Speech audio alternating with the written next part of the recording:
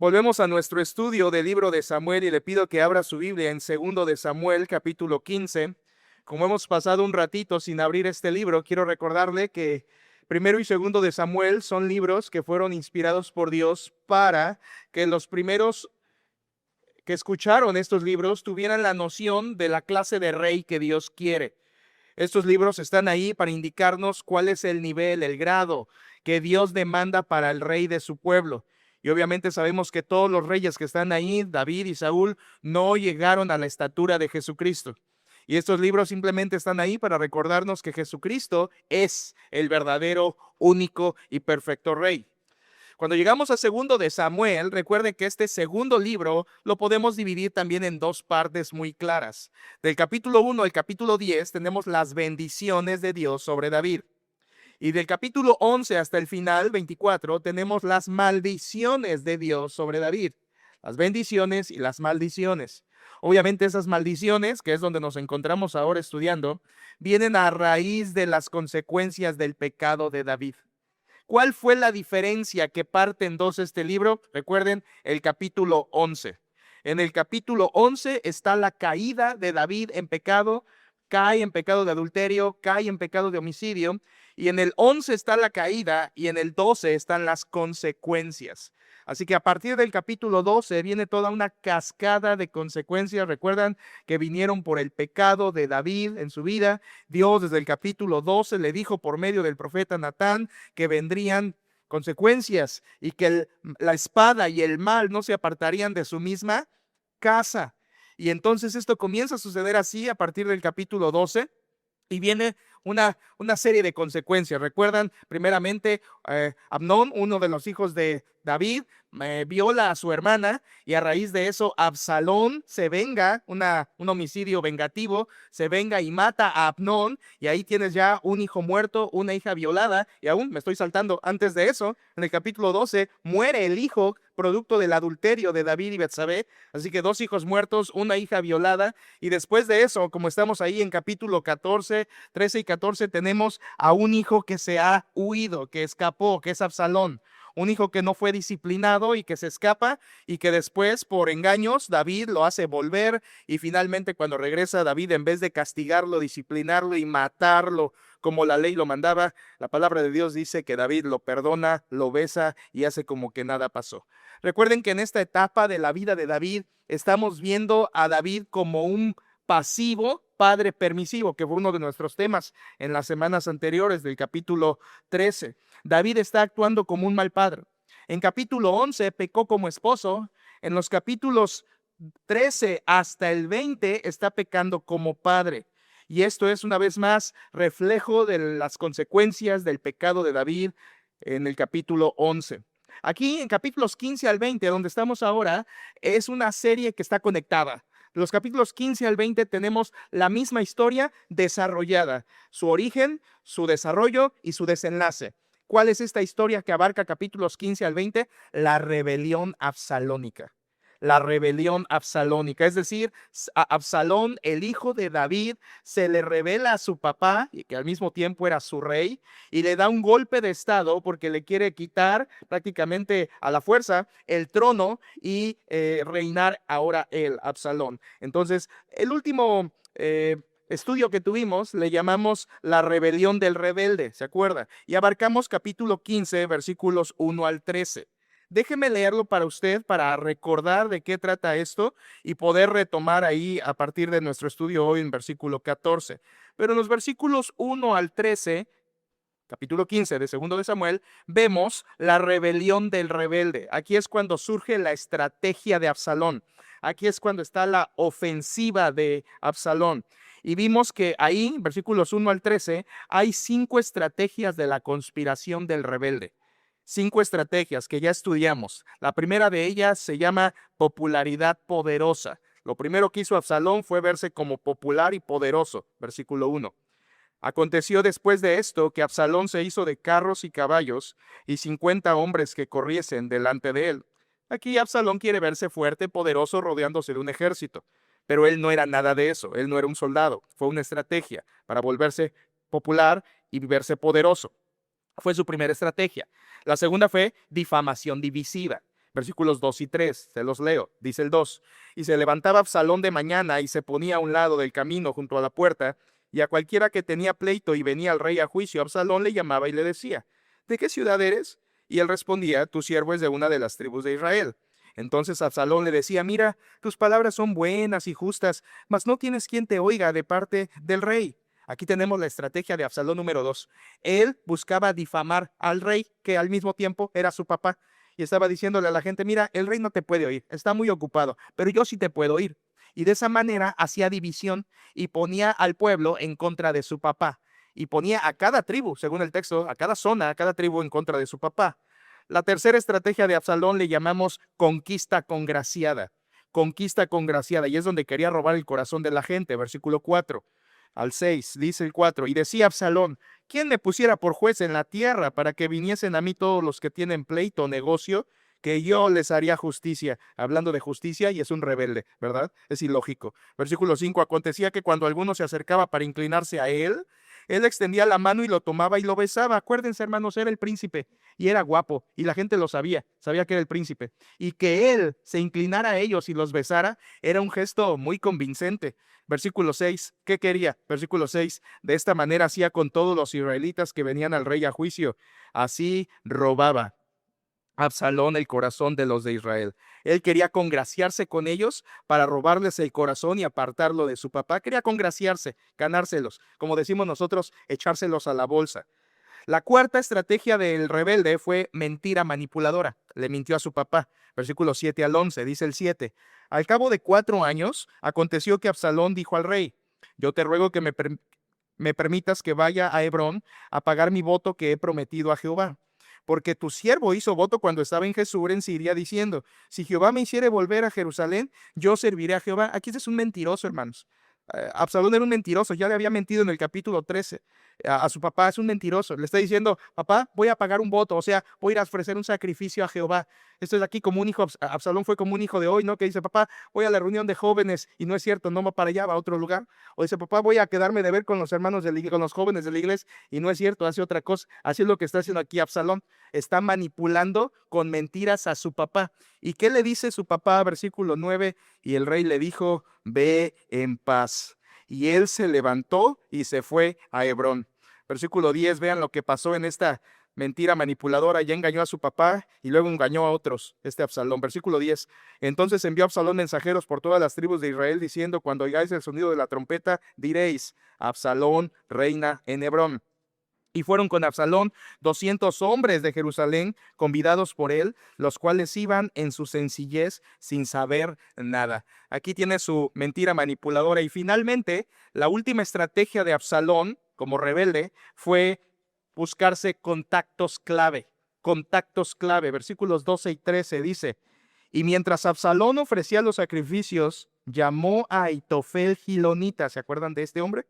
Consejero de David, de su ciudad de Gilo. Y la conspiración se hizo ¿cómo?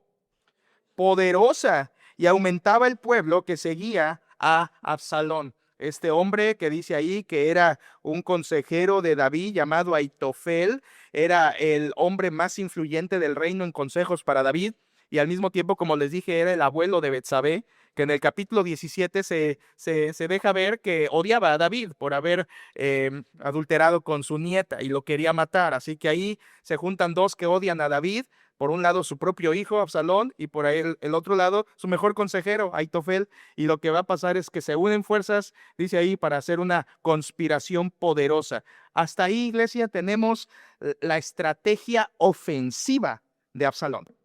Esta es la rebelión del rebelde y sus 5 estrategias malvadas, que, como les dije, esas 5 estrategias se siguen reproduciendo en cualquier lugar donde hay una persona que quiere dividir.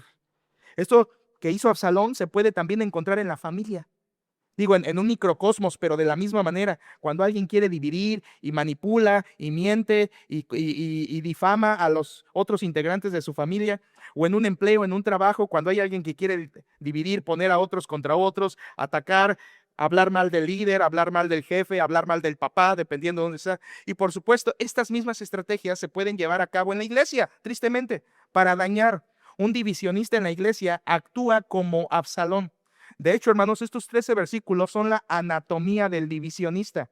Así es como se ve a alguien que quiere dividir, que quiere separar, que quiere criticar al líder y que quiere, al final de cuentas, ponerse en su lugar. Es lo que quería Absalón. Entonces, esta es la ofensiva de Absalón. Y en los versículos 14 al 37, que vamos a estudiar ahora, vemos ahora la estrategia defensiva de su papá, de David. En estos versículos, hermanos, del 14 al 37, lo que resta del capítulo 15, vemos a un David, escuche, herido. Herido, y por supuesto herido porque su hijo lo está ofendiendo, lo está deshonrando, le está queriendo quitar el reino, herido en su corazón, por supuesto, por todas las consecuencias de su pecado, herido espiritualmente, herido moralmente, herido familiarmente, ha perdido ya algunos hijos, su hija violada, y todo esto, aquí a este punto, David es un hombre herido, herido en todo sentido. Pero además de ser un hombre herido, como vamos a ver en el versículo 14, es un hombre que comienza a hacer algo que David sabía hacer muy bien: huir.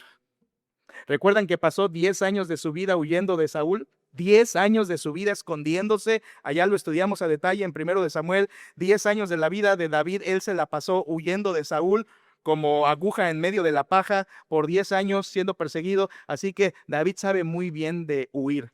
Y es lo que va a hacer a partir del verso. Es su estrategia defensiva. En vez de confrontar a su hijo, lo que va a hacer es huir de su hijo. Por eso, hermanos, le titulé a esta sección, versículos 14 al 37, y es el título del estudio de esta noche: la huida del herido. La huida del herido. Ya vimos la rebelión del rebelde, ahora veamos la huida del herido. Y en estos versículos 14 al 37, vamos a ver 5 aliados que respaldaron a David en medio de su consternación, que nos muestran la misericordia de Dios. Una vez más, en esta sección vamos a ver 5 aliados que respaldaron a David en medio de su consternación, que nos muestran la misericordia fiel de Dios. ¿Por qué decimos esto, hermanos? Porque la sección que vamos a estudiar describe a David herido y huyendo, pero a pesar de eso, vemos la misericordia de Dios actuando en su vida. A pesar de que es un herido huyendo, Dios, como vamos a ver, está sobre él y le bendice. ¿Y saben cómo le bendice según esta sección? Le da 5 aliados, le da 5 grupos de personas que le van a ayudar en esta rebelión absalónica de su propio hijo. Hermanos, Dios es misericordioso con David. Y aunque en este capítulo vamos a ver a David de verdad, hermanos, descompuesto. En estos versículos vamos a ver a David descompuesto, lo vamos a ver consternado, lo vamos a ver trastornado, en su juicio nublado, en su pensamiento desequilibrado, no está en sus cabales, ahorita lo van a ver. De repente David funciona bien y dice algo bien, y de repente funciona mal y dice algo mal. En estos versículos 14 al 37, David es como esos radios que teníamos antiguos, radios de banda AM/FM, donde movíamos un poquito el dial y sonaban bien, y de repente una palabra y luego no se entendía nada, y luego ruido y no alcanzábamos a distinguir, a atinarle a la estación, y entendíamos una frase y luego se iba la señal y mucho ruido. Así está la vida de David en estos versículos. Por un momento, un destello, y por otro momento, un fallo. Y así vamos a ver esta sección: fallos, destellos, fallos, destellos, fallos de David, y luego en otro momento, destellos de espiritualidad de David. Y en todo eso, gobernado por la misericordia de Dios que le da a David 5 aliados. Esta sección se parece mucho a 1 de Samuel 23. Recordarán que allá en 1 de Samuel 23, David está huyendo de Saúl y Dios permite que un amigo vaya a visitarlo y le aliente: Jonatán. Algo así, es un paralelo aquí. David lo mismo, está huyendo, y ahora Dios le va a dar no un amigo, sino le va a dar 5 grupos de aliados que le van a fortalecer. Veamos el primero, hermanos. El primero, número 1, es el ejército. Primer aliado que respalda a David como muestra de la misericordia de Dios es su propio ejército. Versículos 14 y 15. Déjenme lo leo. Versículos 14 y 15 dice: Entonces David dijo a todos sus siervos que estaban con él en Jerusalén: levantaos y huyamos, porque no podremos escapar delante de Absalón. Daos prisa a partir, no sea que apresurándose él nos alcance y arroje el mal sobre nosotros y hiera la ciudad a filo de espada. Una pausa allí.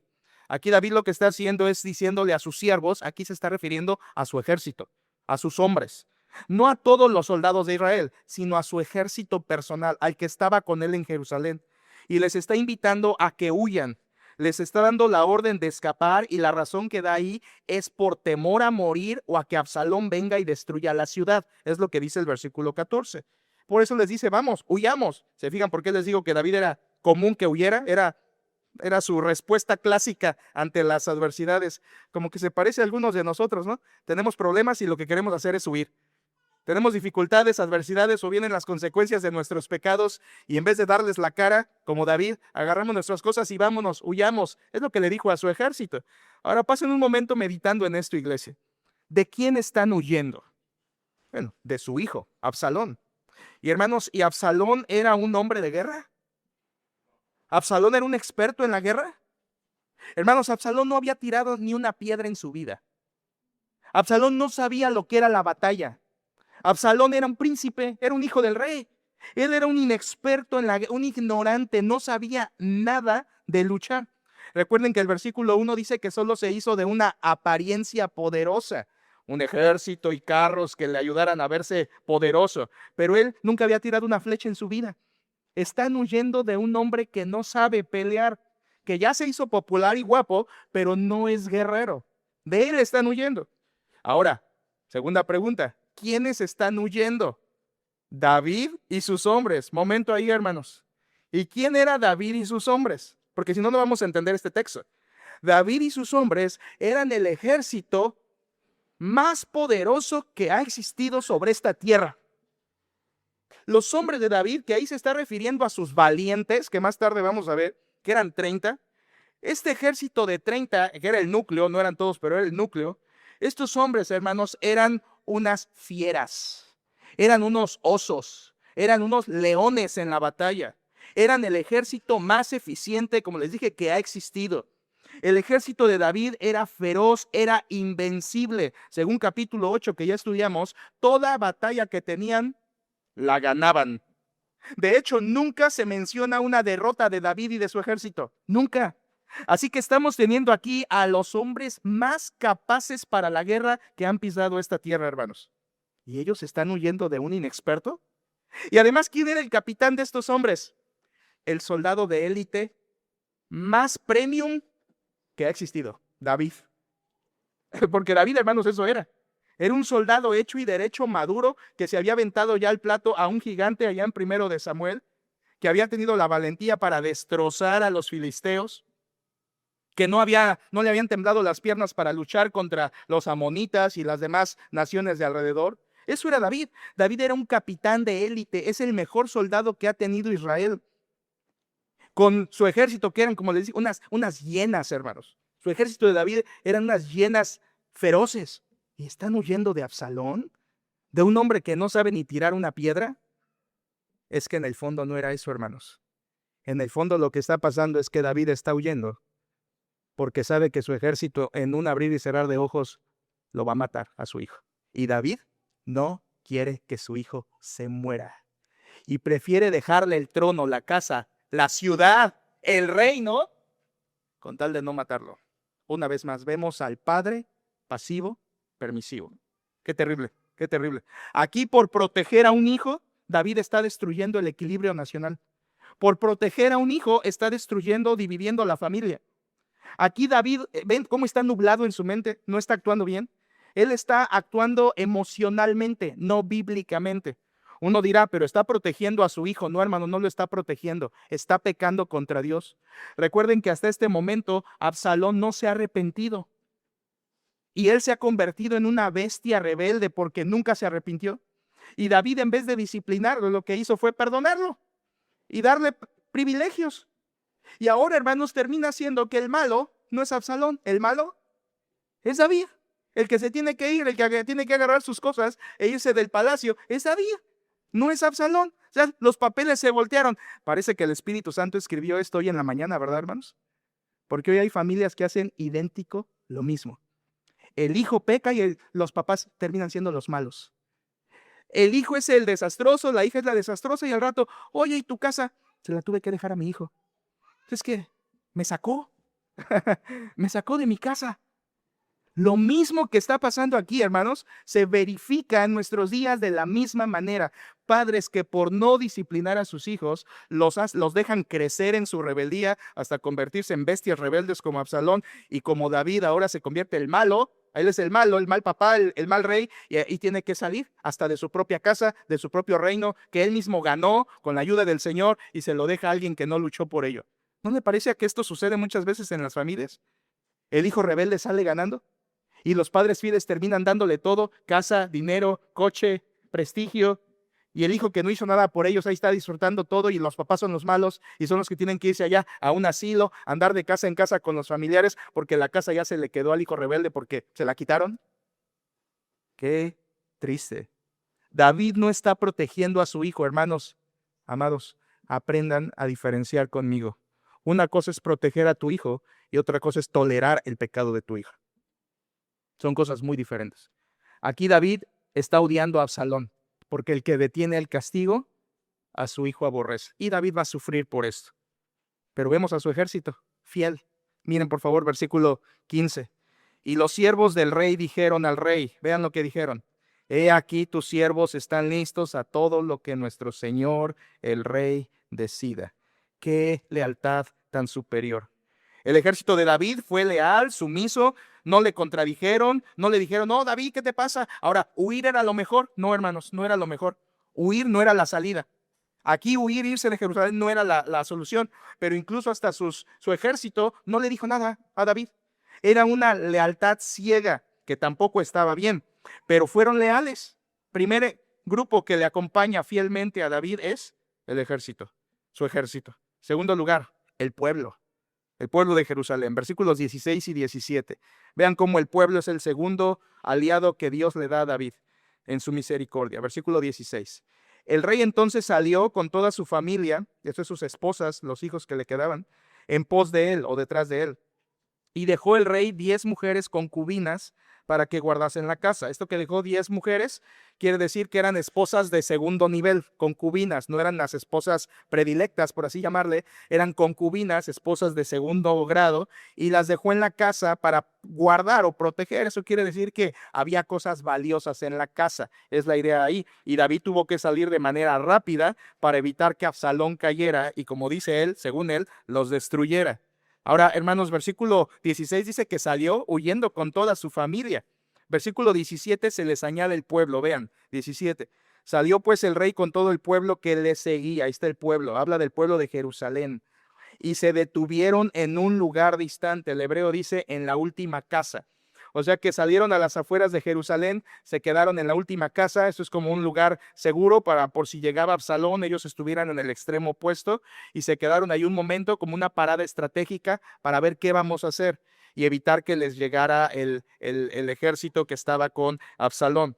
Aquí vemos que el pueblo sigue a David. Aquí el pueblo se refiere a Jerusalén, a los habitantes de Sión.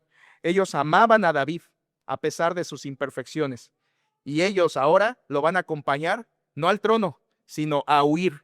Como dice el Salmo 56:8, mis huidas tú has contado, dice David. Pon mis lágrimas en tu redoma. Y aquí otra vez David está huyendo y va a llorar, como vamos a ver a continuación. Así que estamos viendo, recuerde, 5 aliados que respaldan a David en su consternación y que nos muestran la misericordia de Dios. Ya vimos primero su ejército, ya vimos segundo el pueblo, ahora tercero. Esto es lo más impresionante. Extranjeros no israelitas se aliaron a David en este momento. Vean por favor, hermanos, versículo 18 al 22, ahí tenemos, tercer punto, los extranjeros. Versículo 18 dice, y todos sus siervos pasaban a su lado. A eso se refiere a su ejército. Y luego dice, con todos los cereteos y peleteos y todos los geteos. Y usted dirá, qué nombres tan feos, ¿verdad? Eso de los cereteos, los peleteos y los eteos, hermanos, son grupos de soldados extranjeros. Los cereteos, que probablemente venían de Creta y eran bandas armadas que se habían unido a David desde hace muchos años, allá en 1 de Samuel 30, le ayudaban. Y los peleteos probablemente eran filisteos que se habían unido a David, que ambos, los cereteos y los peleteos, siempre aparecen en David como sus guardaespaldas. Eran su guardia personal. O sea, estamos hablando que eran personas muy valientes, muy arrojadas a la guerra, muy diestros para la guerra. Eran sus guardaespaldas personales. Y ahí se añade también a los geteos, que estos sí, con toda seguridad, eran personas de Gad. Gad era terreno filisteo. ¿Cómo son las cosas, verdad, hermanos? David, que venció al gigante y a los filisteos, finalmente hubo bandas armadas de los filisteos que terminaron siendo leales a David, extranjeros, pero leales. Ahora, ¿ya notan eso, hermanos? Los extranjeros están siendo más leales que su propio hijo. ¿Les suena familiar? Dice, oye, a veces los de afuera tienen más compasión de mí que los de adentro de mi casa. Los de afuera me entienden más que la propia familia. Aquí ve a David, extranjeros, gente que no tenía ningún compromiso con Yahweh, el Dios de Israel, ni con David, le están rindiendo más fidelidad que su propio hijo Absalón. Esto es de resaltarse porque es la misericordia de Dios sobre David. Vean, por favor, al líder de los geteos, ahí versículo otra vez 18, dice, y todos sus siervos pasaban a su lado con todos los ereteos y peleteos y todos los geteos, 600 hombres que habían venido a pie desde Gad, iban delante del rey. Y vean lo que hablan, versículo 19, el líder de los geteos dice, y dijo el rey a Itai geteo, este era su líder de los geteos, se llamaba Itai, conózcalo porque es un personaje digno de recordar. Otra vez, versículo 19. Y dijo el rey a Itai, geteo, ¿para qué vienes tú también con nosotros? Vuélvete y quédate con el rey, porque tú eres extranjero y desterrado también de tu lugar. David le confirma, tú eres extranjero, eres geteo, eres de Gad, no tienes que venir conmigo, no tienes que seguirme. Aquí, hermanos, Itai geteo es un personaje importante porque según 2 de Samuel 18:2, veremos en el futuro, si Dios permite, este hombre era un general al grado de capacidad de Joab y de Abisai, los hijos de Sarbia, que eran dos de los importantes en el ejército de David. ¿Recuerdan? Bueno, Joab era su general, pero Abisai su hermano, que era también influyente, pero Itai geteo era como el tercero en la escala de importancia de los generales de David. Entonces, este hombre Itai es un general poderoso que va con sus 600 hombres. Es también un hombre armadísimo, preparadísimo para la guerra y está ahí para rendirle fidelidad y lealtad a David. En este versículo 19, David le dice que se vaya, que no lo siga y lo intenta de convencer para que regrese a Jerusalén. Hermanos, lo peor es una palabra de ese versículo 19. No sé si la notó. Lo peor, versículo 19. Y dijo el rey, este es David, a Itai geteo, ¿para qué vienes tú también con nosotros? Vuélvete y quédate con el rey. David le está llamando rey a Absalón. Qué perverso, hermano. El propio David ya está diciendo ya, o sea, lo está dando por hecho, ya lo entregó en sus manos, ya se rindió. Este es un papá rendido, ya me lo quito ya. Quédate con el rey. El rey eres tú, David. No, el rey. Absaloncito, el rebelde, el perverso, el asesino, el impenitente, el hijo de una extranjera, porque él era hijo de una extranjera, recuerda, su mamá era extranjera. Aquí lo peor, ven cómo está medio deschavetado David aquí, no está pensando bien. ¿Cómo que el rey Absalón? El rey eres tú, Dios te puso a ti, David, el ungido de Jehová, eres tú, no Absalón. Entonces aquí vemos que David no está pensando bien, no está pensando espiritualmente, le llama rey a Absalón y da por hecho que él va a gobernar y casi hasta le está ayudando a Absalón.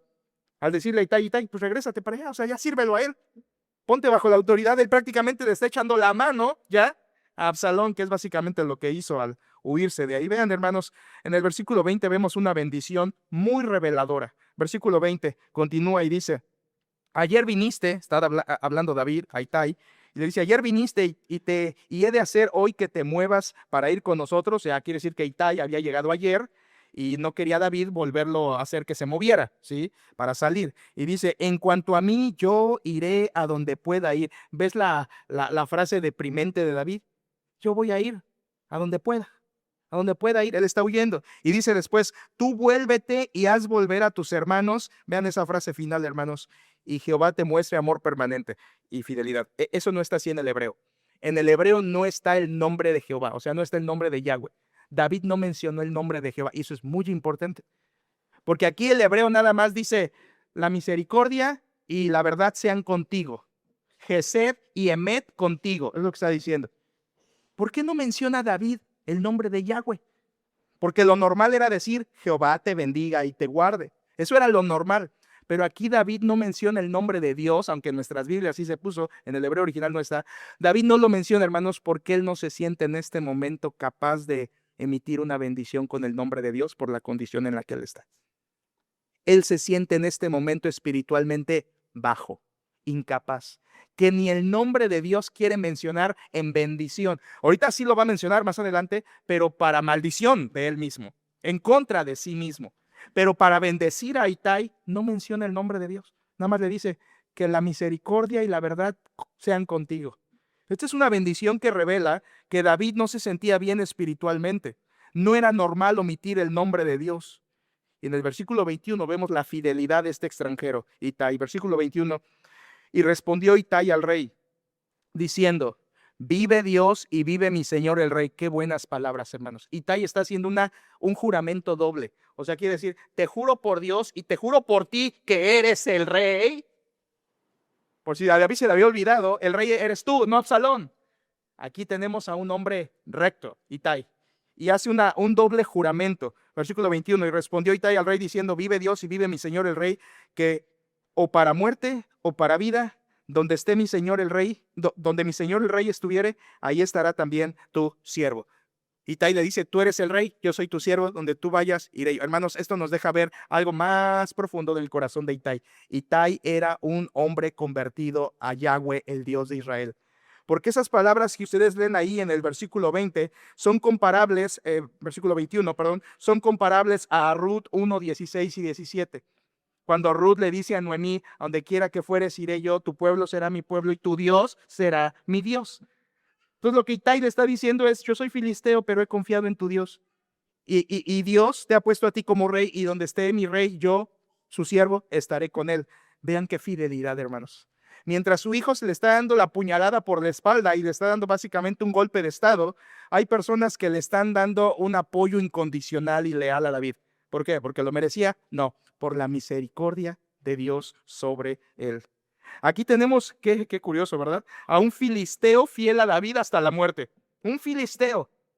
Hermanos, ¿ven cómo el texto está enfatizando la rebelión de uno y la lealtad de otros a David?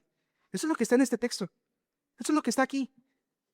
El Espíritu Santo nos está queriendo mostrar cómo los primeros 13 versículos fue la rebelión del rebelde, pero ahorita en versículos 14 al final, los aliados que Dios le da a David, a pesar de su consternación.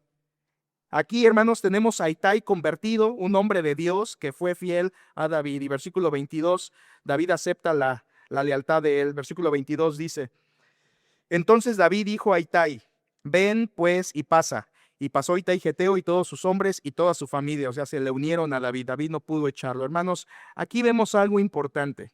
La actitud a la autoridad humana que tenemos refleja nuestra condición espiritual.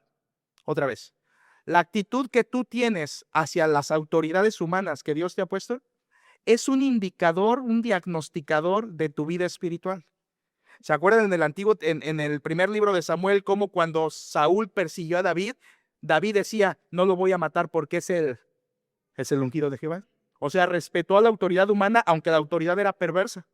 Y aquí Ittai está haciendo lo mismo. El rey está mal, está fallando David, pero Ittai va a ser fiel a la autoridad humana porque sabe que eso es ser fiel a la autoridad divina.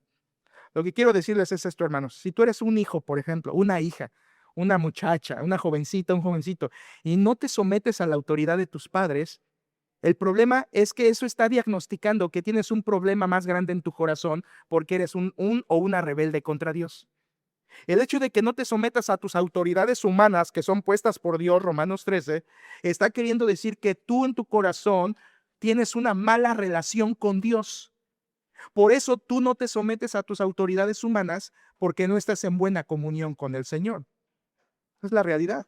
Como trates a tus autoridades es un diagnosticador de tu vida espiritual. Cómo tratas a tus padres si eres padre, cómo tratas a tu esposo si eres esposa, cómo tratas al gobierno civil, qué piensas de él, al gobierno, nuestro presidente, nuestros gobernantes, etcétera, cómo piensas del liderazgo pastoral, que es también un liderazgo que la Biblia pone. Todo eso, la idea y el pensar y la actitud que tengas hacia ellos diagnostica cómo está tu corazón. Y aquí Itai vemos que era un hombre fiel a David y a Dios. A David y a Dios. Qué triste, hermanos, ver a un hombre tan fiel y luego comparar y pensar con Absalón, que, que estaba por la calle de la amargura, estaba desviado totalmente en su rebelión. Aquí es donde vemos que el apellido y la sangre no garantiza que tendrás la misma fortaleza espiritual que tus padres. Piénsalo, Absalón corría sangre real, rostro real, el apellido real, pero realmente era un rebelde. El que seas hijo de tal que fue firme en la fe no significa que tú también lo serás. Ahora, por el otro lado, también es cierto, si tú como yo eres un don nadie y tus padres fueron unos impíos, aún así Dios te puede usar a ti. Y Dios te puede bendecir y fortalecer para ser un instrumento en sus manos. Dios es poderoso para eso. Dios es poderoso. Entonces, estamos viendo los aliados de David, ya vimos su ejército, el pueblo, los extranjeros, y ahora en cuarto lugar tenemos a un grupo bien importante que tenía que seguirlo, los levitas. Versículos 23 a 30 tenemos a los levitas. Vean el 23, por favor. Versículo 23 dice, y todo el país lloró en alta voz. Pasó luego toda la gente el torrente de Cedrón. Asimismo pasó el rey y todo el pueblo pasó el camino que va al desierto. Ese texto es muy importante, hermanos. Aunque no dice que pasaron llorando y eso significa que iban tristes, es un llanto de tristeza profunda. Dice que cruzan el torrente de Cedrón. Ese es un valle que está al este de Jerusalén, a la derecha, que separa, ustedes ya entienden, separa Jerusalén del Monte de los Olivos. Ese valle es el mismo valle que cruzó Jesucristo muchos siglos después. Después de la última cena, cruzó ese valle también triste porque iba al Getsemaní a sufrir la agonía para ir antes de ser crucificado. Mismo lugar, mismo valle, según Juan 18:1, van igual de tristes. David va triste, Jesucristo iba triste, de hecho en agonía mayor. Va también en traición. Aquí David está siendo traicionado por su hijo. Allá Jesús, siglos después, va a ser traicionado por su discípulo Judas. Y además, no solamente hay cosas parecidas, sino hay una muy importante que es diferente. Una diferencia. David era imperfecto. Y Jesucristo cruzó ese valle de Cedrón triste para ir a morir por pecadores, siendo el más sublime de los hombres, el Hijo de Dios. Así que este valle es importante para la historia mesiánica. Versículo 24, ahí vienen los levitas, dice, y aquí también iba Sadoc, y con él todos los levitas que llevaban el arca del pacto de Dios, y asentaron el arca del pacto de Dios, y subió Abiatar después que todo el pueblo hubo acabado de salir de la ciudad. Aquí menciona dos sacerdotes, Sadoc y Abiatar. Ponga sus ojos en Sadoc. Sadoc es un sacerdote fiel a David toda su vida, y hasta al reinado de Salomón, cuando David muera y Salomón venga, Sadoc está ahí fiel a Salomón. Abiatar no. Abiatar ahorita estaba fiel, pero cuando Adonías, el otro hijo de David, se rebela, Adonías sí se le pega a la rebelión de Adonías. Así que pongamos nuestros ojos más en Sadoc. Él fue un sacerdote fiel y dice ahí que llevaban el arca del pacto. O sea, querían llevarla con David en la huida. Versículo 25, pero dijo el rey a Sadoc, vuelve el arca de Dios a la ciudad. Aquí va a mencionar el nombre. Si yo hallare gracia ante los ojos de Jehová, él hará que vuelva y me dejará verla y a su tabernáculo. Aquí, a diferencia cuando bendice a Itai, que no mencionó el nombre, aquí sí menciona el nombre de Dios, pero para desfavor suyo. David está diciendo si Dios quiere que regrese bien y si no quiere que regrese bien. David se está sometiendo a Dios y a su voluntad, humillado. No está exigiendo que Dios lo vuelva, pero está dependiendo de Dios, pero con tristeza. Está diciendo, no sé si voy a volver a ver el arca del pacto. Y recuerden que David tenía una fijación muy importante con el arca del pacto porque él amaba a Dios. Su deseo era de hacerle una casa al arca del testimonio, ¿se acuerdan? Y Dios no lo dejó sino a Salomón. Así que esta tristeza de David era muy grande, no solo por la rebelión de su hijo, sino también porque ahora se estaba alejando de lo que más amaba, la única expresión de la presencia de Dios en la tierra, el arca del pacto. Y le dice a los sacerdotes, regrésenla, déjenla en Jerusalén, no la traigan. Eso, hermanos, es un destello correcto, porque sacar el arca de Jerusalén no era sabio. ¿Recuerdan que eso hicieron allá en 1 Samuel? Los hijos de Eli quisieron llevar el arca a la batalla para que les ayudara contra los filisteos y terminaron robándose el arca, porque eso no funcionaba así. El arca de Dios representa la presencia, pero no es la única presencia de Dios. La presencia de Dios llena la tierra. Así que David entendía eso y dice, no la traigan. Ahí es como que un momento en que el radio suena bien. El radio agarra la frecuencia y suena bien la voz de David. Ahorita se va a volver a descomponer, pero por momentos David está actuando bien. Vean por favor, siguiente versículo, versículo 27, 26, perdón. Dice, y si dijere, hablando todavía David respecto a Dios, y si dijere, no me complazco en ti, aquí estoy, haga de mí lo que bien le pareciera. Está dependiendo del Señor. Esa palabra es importante. Si no se complace de mí, ¿por qué no? Dios no se complacía en él. De hecho, ¿se acuerdan? Capítulo 11 dice que lo que David había hecho no había agradado a los ojos de Jehová, pero tenemos a un hijo de David que en el Nuevo Testamento, en Mateo 17 y en Mateo 4, dijo Dios de él, este es mi hijo amado en quien tengo complacencia, el Señor Jesucristo. Él sí complace al Padre. David no, yo no, usted tampoco, pero Jesucristo sí. Y todo el que confía en Jesucristo es revestido de la justicia de Cristo para ser aceptado por el Padre. Todo el que cree en él. Aquí David no complace a Dios, pero va a venir uno en ese tiempo, ya vino, ya murió y volverá, y es Jesucristo, para poder llevarnos al cielo porque él sí complace al Padre. Versículo 27. Dijo además el rey al sacerdote Sadoc, ¿no eres tú el vidente o el profeta? Vuelve en paz a la ciudad y con vosotros vuestros 2 hijos, Ahimaas tu hijo y Jonatán hijo de Abiatar. O sea, los 2 sacerdotes con su hijo respectivo, cada uno. Les dice David, vuelvan a la ciudad. Versículo 28. ¿Por qué? ¿Qué quería David? 28. Mirad, yo me detendré en los vados del desierto, o sea, me voy a ir al desierto. Voy a huir allá hasta que venga respuesta de vosotros que me dé aviso. Entonces Sadoc y Abiatar volvieron el arca de Dios a Jerusalén y se quedaron allí. ¿Qué está haciendo David, hermanos? Está diciendo, ustedes regresen a Jerusalén y desde allá me van a ir informando lo que suceda con Absalón y lo que él haga. O sea, los está enviando como mensajeros para que le informen y que estén en Jerusalén y que los muchachos, que eran los hijos de los sacerdotes, fueran y le vieran y le comunicaran a David lo que estaba pasando. Aquí vemos, hermanos, que David está preocupado por su hijo. Los levitas están con él. Los levitas le respaldan. Son sus aliados. Y hay un último aliado que viene, y es el quinto, hermanos, y quinto aliado que Dios le da en su misericordia. Este no es un grupo de personas. Este es un solo hombre. Un solo hombre. Versículo 31 al 37, último aliado le puse un amigo. Un amigo. Versículo 31. Perdón, me brinqué el 30, ¿verdad? Discúlpenme, me brinqué el 30. Dice el 30.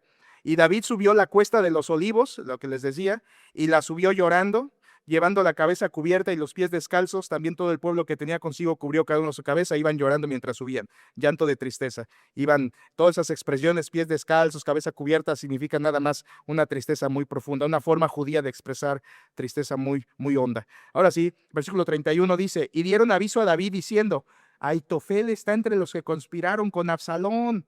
O sea, ya le llegó el rumor, que era verdad, de que Aitofel, su mejor consejero, le había volteado bandera. Y dice el versículo 31, entonces dijo David, entorpece ahora, oh Jehová, el consejo de Aitofel. Aquí usó el nombre de Dios para maldecir a Aitofel,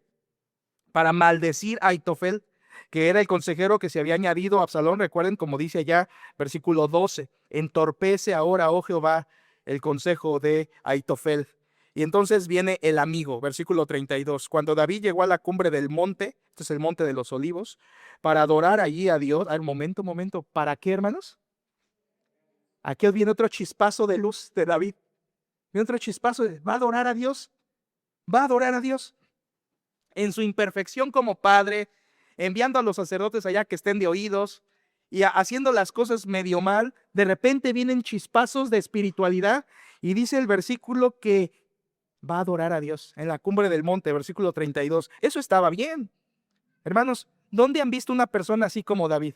De repente bien, de repente mal, de repente obedece, de repente peca, de repente hace las cosas bien y de repente pierde un tornillo y hace las cosas mal. ¿Han visto a una persona así, hermanos? Sí, ¿verdad? Nosotros somos como David, hermanos. Un verdadero creyente actúa como David. A veces hace las cosas bien, a veces hace las cosas mal. Ahora, eso no es justificación para decir, así me la llevo. No, porque David no fue así toda su vida. Obviamente aquí estamos hablando de un periodo de prueba difícil que él experimentó, pero no es la constante de vida que Dios quiere de un creyente. De hecho, por eso Dios permitió que el Espíritu Santo more en los creyentes para que podamos vivir de victoria en victoria con la ayuda del Espíritu Santo en nosotros. Pero aquí David está actuando así, como un radio descompuesto. Y viene un amigo, versículo, ahí donde estamos, 32, cuando David llegó a la cumbre del monte para adorar allí a Dios, he aquí Usai, arquita, que le salió al encuentro rasgado sus vestidos y tierra sobre su cabeza. Usai, arquita, Usai, arquita.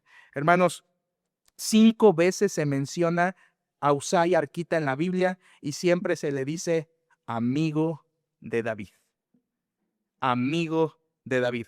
En segundo de Samuel 15:37, 16 al 17 y primero de Crónicas 27:33. 5 veces se le llama a Usai amigo de David. Esto es importante. Este es un amigo verdadero. No lo va a abandonar. Es un amigo real que Dios le está dando. Una ayuda que Dios le permite, así como en su tiempo fue ¿quién? Jonatán. Ahora en este tiempo también de huidas, Dios le está permitiendo a David tener un amigo. Y dice el versículo 32 que llegó, roto sus vestidos, tierra sobre su cabeza, que venía de un accidente. No, hermanos, era la manera en que él estaba expresando que también estaba triste y que se condolía con David. Realmente aquí Usai arquita está haciendo lo que dice Romanos 12:15. Gozaos con los que se gozan, llorad con los que lloran. Aquí Usai está siendo un verdadero amigo. Llega para ayudar, llega para hermanarse en el dolor y en la tristeza de David. Es un amigo. Y dice el versículo 32 al final que llegó también triste. Hermanos, vean esto. Esto es hermoso. No sé si lo notaron. En el versículo 23 dice que David está llorando por todo lo que está sucediendo. Luego, donde vimos ahí en el versículo 32, David está adorando a Dios. Y en ese momento que él adora, él está orando al Señor y pareciera que la respuesta de Dios a su oración es un amigo. E inmediatamente Dios le manda a Usai. Esto, hermanos, es muy hermoso, porque al David ponerse a adorar y como lo veíamos desde el versículo 31, a orar, entorpece, oh Dios, el consejo de Aitofel. David está haciendo lo único que puede hacer, orar. Y en ese momento que orar es lo único que puede hacer, es porque orar es lo único que necesita hacer, porque Dios es suficiente. Y nosotros pasamos circunstancias similares. Hay momentos en los que lo único que podemos hacer es orar. Y está bien, porque en esos momentos lo único que necesitamos es orar. Es confiar en el Señor, es clamar a Él y luego esperar que venga la respuesta de Él. Y Usai fue parte de la respuesta a la oración de David y a su acto de adoración en el versículo que acabamos de leer. Versículo 32 dice que llega Usai arquita entristecido y dice el versículo 33 ahora, versículo 33, y le dijo David, si pasares conmigo me serás carga. Vaya manera de recibir al amigo, ¿verdad? ¿Para qué llegaste? Prácticamente le está diciendo, David está mal, recuerden, no está actuando bien, no tiene buen juicio. Versículo 33, me serás carga. Y en el 34 dice, mas si volvieres a la ciudad y dijeres a Absalón, rey, yo seré tu siervo, como hasta aquí he sido siervo de tu padre, así seré ahora siervo tuyo, entonces tú harás nulo el consejo de Aitofel. A ver, hermanos, ¿qué le está pidiendo David a su amigo? Que mienta. Le está diciendo, ve a Jerusalén, aquí no te quiero, ve a Jerusalén, preséntate al rey y como que te sometes a él, pero vas a estar ahí de infiltrado. Eres un espía que va a hacer nulo el consejo de Aitofel para que no nos maten. David está enviando aquí a su grupo de inteligencia, a la CIA de David, a sus espías, a sus infiltrados, que era Usai, para que le ayudaran desde Jerusalén con mentiras a detener la fuerza rebelde de Absalón. Aquí es donde vemos otra vez que David está mal. O sea, le está diciendo a su amigo, mira, ve, ponte allá, miéntele a mi hijo, dile que como que eres de él, pero realmente eres mío y me vas a ayudar, echar la mano. Ya tengo a los levitas que me van a traer información, pero necesito que tú hagas nulo el consejo de Ahitofel, pero con mentiras. Aquí vemos otra vez a David no actuando bien. Y por cierto, hermanos, les voy a decir sinceramente, nunca pidas a tus amigos que mientan para favorecerte en algo. Y nunca mientas tú por, según tú, ayudar a tus amigos. Mentir nunca será bueno.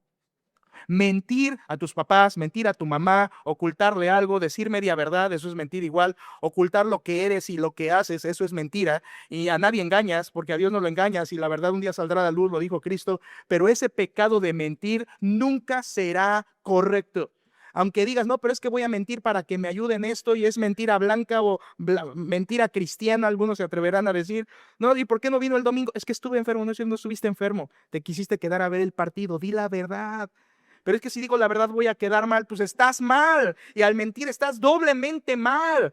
Hermanos, yo conozco personas que se dicen cristianas que mienten y que creen que engañan. Y los que ya sabemos que mienten, nada más decimos, Señor, ten compasión de él o de ella porque sé que está mintiendo. Aquí vemos a David pidiéndole a su amigo que mienta, supuestamente para ayudarlo, pero estamos viendo a David actuando mal. Un amigo no miente y nunca mientes por un amigo. Versículo 35, veamos el final. Dice David, ¿no estarán allí contigo los sacerdotes Sadoc y Abiatar? Por tanto, todo lo que oyeres en la casa del rey se lo comunicarás a los sacerdotes Sadoc y Abiatar. Ahí manda David que se comuniquen entre los levitas y él, versículo 36. Y aquí que están con ellos sus dos hijos, Ahimaas el de Sadoc y Jonatán el de Abiatar. Por medio de ellos me enviaréis aviso de todo lo que oyereis. Está enviando a sus infiltrados. Lo están comendando como espía especial, con mentiras, pero eso es espía, es pecado, hermanos. Y finalmente termina en el 37, dice la Biblia, así vino Usai, amigo de David, a la ciudad y Absalón entró en Jerusalén. Al final de cuentas, el amigo obedece a David y va a Jerusalén y va a mentir y va a hacer nulo el consejo de Ahitofel, lo veremos en los siguientes capítulos. Y dirán, no, pero al final de cuentas sí ayudó a David, sí, hermanos, pero no era la manera correcta que Dios quería hacerlo. Las mentiras nunca son el camino correcto. Y aunque veas que aquí al final, como veremos en el capítulo 20, Absalón termina muerto y David termina otra vez en el trono, no digas, pues entonces yo también le puedo hacer así, también puedo mentir, también puedo huir, también puedo... Al final Dios va a ser misericordioso. Ese no es el mensaje de este sermón, hermanos, ¿eh? El mensaje de este sermón no es hazle como David, al final Dios es misericordioso, ¿no? Porque lo que hizo David aquí en estos versículos no fue lo correcto. Y lo que él merecía era juicio, pero Dios lo que le dio en su misericordia fue aliados. ¿Qué es lo que debió haber hecho David? Hermanos, David debió haber hecho esto. 10 años atrás debió haber matado a Abnón. Y tan, se acababa. Muerto el perro, se acababa la rabia. Digo, pobrecito Abnón, ya le dije perro, ¿verdad? Pero si hubiera actuado David con Abnón desde el principio correctamente, no se hubiera revelado a Absalón, no se hubiera huido, no hubiera regresado con problemas, no hubiera distanciado de su padre. Tantos problemas porque David no actuó como padre a tiempo. Hermanos, estos capítulos nos están enseñando cómo podemos equivocarnos tan gravemente como padres, como madres, al ser pasivos, permisivos, al no disciplinar, al ignorar a nuestros hijos y volverlos en contumaces, bestias rebeldes, y luego pararnos delante de una consejería. Digo, nunca viniste a consejería en 20 años de tu hijo, pero ya que es una bestia rebelde, pastor, no sé en qué momento se convirtió en un rebelde. Si usted lo vio que siempre andaba por los pasillos de la iglesia, pues sí, pero tienes 20 años siendo como David, un pasivo padre permisivo, y nunca pediste consejo, pero ahora que ya tienes a la bestia rebelde como Absalón, entonces estás con el agua hasta el cuello. Hermanos, no seamos así. Hay momentos en que los padres podemos intervenir de manera sabia, y si hay que disciplinar a uno, hay que hacerlo por amor a Dios. Es lo que Dios manda. Como vieron, en este capítulo Dios le dio a David por su misericordia 5 aliados que lo respaldaron: el ejército, el pueblo, los extranjeros, los levitas y un amigo. El énfasis de todo este capítulo está por un lado en la consternación de David y por otro lado en la misericordia de Dios. Por momentos vemos fallos de David, fallos, pero por momentos vemos destellos de la espiritualidad de David. Lo único que está constante es la bendita misericordia de Dios sobre él. Hermanos, esa noche que David se encontró con todos estos 5 grupos, con Usai al final, esa noche que David se puso a dormir ahí en los vados del desierto, escribió el Salmo 3. Salmo 3. Salmo de David cuando huía de delante de Absalón su hijo. Oh Jehová, cuánto se han multiplicado mis adversarios. Muchos son los que se levantan contra mí. Muchos son los que dicen de mí, no hay para él salvación en Dios. Mas tú, Jehová, eres escudo alrededor de mí, mi gloria y el que levanta mi cabeza. Con mi voz clamé a Jehová, y él me respondió desde su monte santo. Yo me acosté y dormí, y desperté porque Jehová me sustentaba. No temeré a 10 millares de gente que pusieren sitio contra mí. Levántate, Jehová, sálvame, Dios mío, porque tú heriste a todos mis enemigos en la mejilla. Los dientes de los perversos quebrantaste. Las salvaciones de Jehová sobre tu pueblo sea tu bendición. Destellos. Este fue un gran destello. Esa noche Dios lo inspiró para escribir el bendito Salmo 3. Así se sentía David, hermanos. Dios estaba con él por su gracia. ¿Era la manera correcta de actuar? No. Pero Dios en su misericordia tuvo paciencia con David. Que Dios nos ayude a actuar a tiempo y no esperar, hermanos, las consecuencias como David. Oremos. Padre, te damos gracias, Señor, porque el Salmo 3 toma mucha relevancia y mucho sentido cuando lo estudiamos a la luz de su contexto histórico. Gracias te damos porque estos versículos nos amonestan contra nuestro propio pecado y nos hacen adorarte por tu misericordia. Señor, líbranos de ser como David en nuestra paternidad o en el lugar de autoridad en el que estamos. Líbranos, Señor, en nuestra vida espiritual de cometer los mismos errores que él cometió. Ayúdanos a ser fieles a ti. Gracias, Señor, por tu misericordia inmerecida, pero no queremos, Señor, simplemente cruzarnos los brazos y pensar que tu misericordia nos sostendrá, sino que queremos ordenar nuestros caminos, Señor, y queremos actuar correctamente y sabiamente. Y te pido que al estudiar esto tú permitas que tu Espíritu Santo lo aplique en el corazón de cada uno de nosotros y nos hagas ver la importancia y lo que tú quieres de nuestras vidas. Señor, haz que al estudiar esto de David sea un espejo para nosotros y también corrijamos nuestro pecado.